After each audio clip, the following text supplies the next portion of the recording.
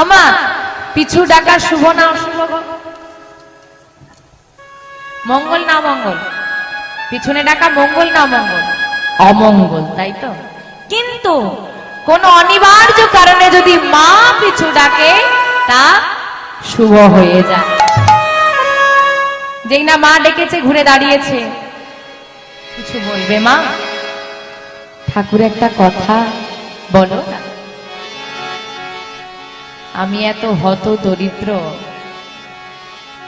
আমাকে ভগবান এত দারিদ্রতার সংসারে পাঠিয়েছে, এমন হতভাগিনী করে আমাকে জন্ম দিয়েছে। আমি যে বৈষ্ণব সেবা দিয়ে বৈষ্ণবকে কিছু দক্ষিণা দেব সে সামর্থ্য আমার কাছে নেই।